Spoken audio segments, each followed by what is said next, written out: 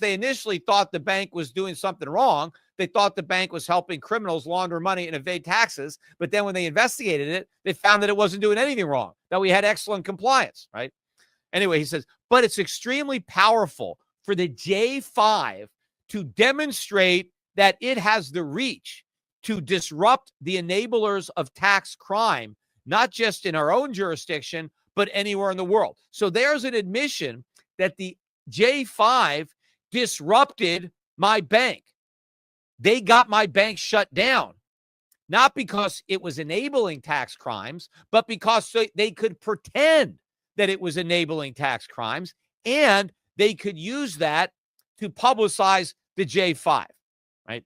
Then he writes, I thought the press event was extremely successful, and we have already had some television and national financial newspaper reporting on top of what we have seen in the U.S.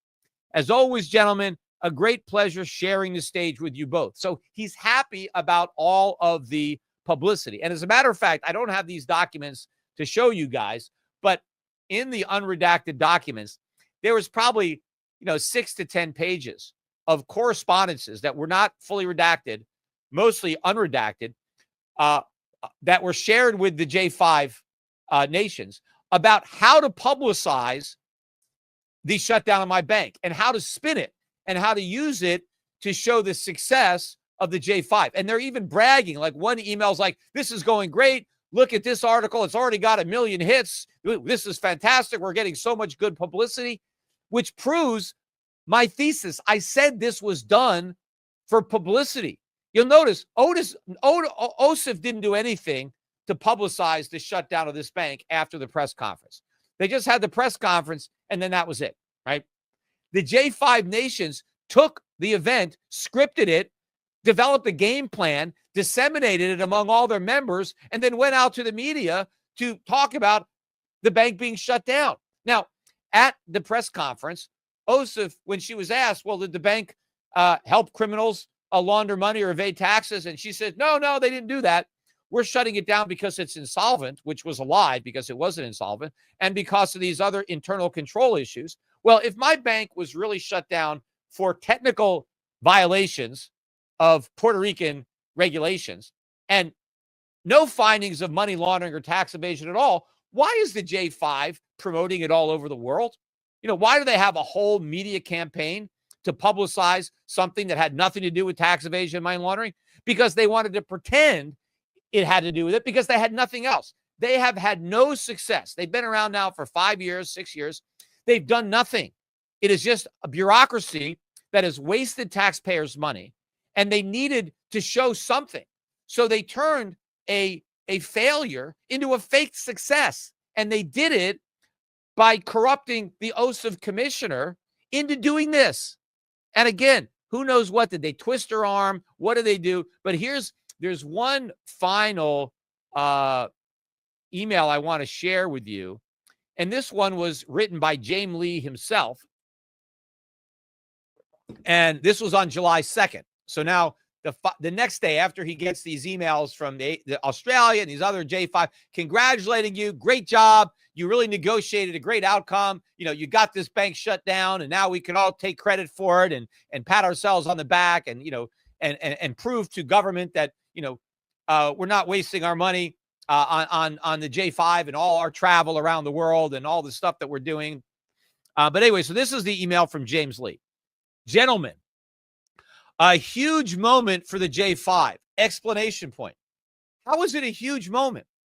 So a bank that they investigated because they thought it was facilitating tax evasion and money laundering, and it turns out it wasn't facilitating anything. It was going strictly by the book. It had a very strict compliance program, and it was turning down all these bad actors and doing everything right. So they were completely wrong, and it got shut down supposedly for a technicality having nothing to do with our investigation. Yet this is a huge moment. This monumental failure is a huge moment for the J5, exclamation point. He says, excellent job to each of you during the event, right? So these are the other J5 guys, like the guy from Australia, the guy from the UK that spoke, right? Simon York, right? He also spoke. at the thing, and they talk about Simon here, but Simon York of the ATO, I'm suing him too, as well as William Day. All these conspirators are part of my lawsuit. They're all guilty. Excellent job to each of you during the event. Each of your comments were very powerful. Yes, because they were lies. They were powerful because they falsely implicated the bank in criminal activity that they knew the bank did not participate in. They knew the bank was innocent, yet they implied or outright stated that it was guilty. Then he wrote, this has been a lot of great work by the team. Now, I felt that the event went extremely well, and the OSIF commissioner is incredibly passionate about cleaning things up in Puerto Rico. Now, what's really interesting is cleaning is in quotes because he knows they're not cleaning up anything. I mean, could there anything be more crystal clear? Why did he put quotes around cleaning? Because when you put quotes around something, what you're saying is, hey, it doesn't really mean what I'm saying it means. They didn't clean up Puerto Rico by shutting down my bank. My bank was squeaky clean. So it's a farce, and they know it's a farce, and so they put cleaning in quotes. I mean, this is incredible stuff. I can't make this stuff up. And then he wrote, she told me that it was her first press conference and was very nervous, but I thought she did a great job. Now, her first press conference, yes, because she's never had another press conference because they close banks all the time. Why have a press conference? To close a bank because of it doesn't have enough capital. Why would you have a press conference? I mean, she shut down plenty of banks that didn't have enough capital, didn't have any press conferences. The press conference was for the J5. And the fact that they spent so much time mobilizing the troops all around the world to promote this event that they supposedly had nothing to do with proves it. Now, I guess in thinking about it, maybe it could be cleaning could be in quotes because she said it, but he doesn't imply that she said it. He just said she's incredibly passionate about doing it. So I think the quotes are there because it's like a wink, wink. Like we all know she didn't clean it up, right? She was doing us a favor. And I'm sure that's in all the redacted stuff that I haven't been able to see. But by the way, in my lawsuit, they have to unredact everything. So then I get to see all the evidence that they've been hiding from me for 2.5 years. But then he wrote, the event is receiving a lot of attention in Puerto Rico proper and in many major news outlets. The momentum we have right now is infectious. What do you mean their momentum? I mean, according to them, it had nothing to do with them. Some bank just didn't have enough capital. And in fact, the most likely reason it didn't have enough capital is because they leaked the investigation to the media. And then Channel 9 and New York Times accused the bank of being guilty. And that caused the bank to lose so much money that it was undercapitalized. So it was the leak of an investigation that came up empty and found nothing that ultimately caused the bank to be shut down. Why are they going to celebrate that? They should be apologizing. Gee, God, we really got this wrong. We investigated Peter Schiff's bank because, we thought he was doing bad stuff, and it turned out he was a Boy Scout.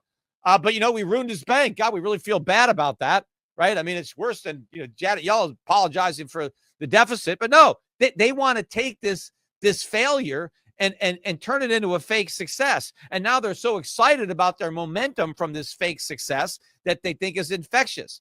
And then he writes, I am honored to work alongside each of the J5 chiefs. I didn't think there was any honor among thieves because that's basically what they are. They're a bunch of crooks.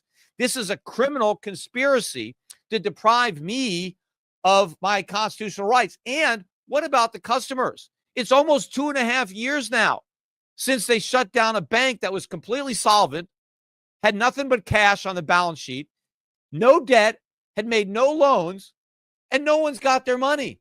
Meanwhile, the receiver paid himself almost $40,000, or no, almost $30,000 last month to do what? I mean, not to send anybody their money back because nobody's gotten their money back.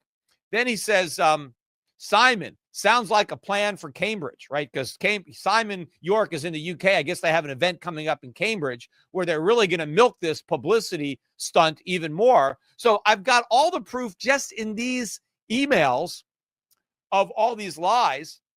And it's clear that the bank was not shut down because that was the right decision to make. The right decision to make was to allow Kenta to buy the bank to allow Quinta to deposit the $8 million that they had committed to deposit as long as the sale was approved. But approving the sale didn't work for the IRS because then they couldn't have their fake success to promote.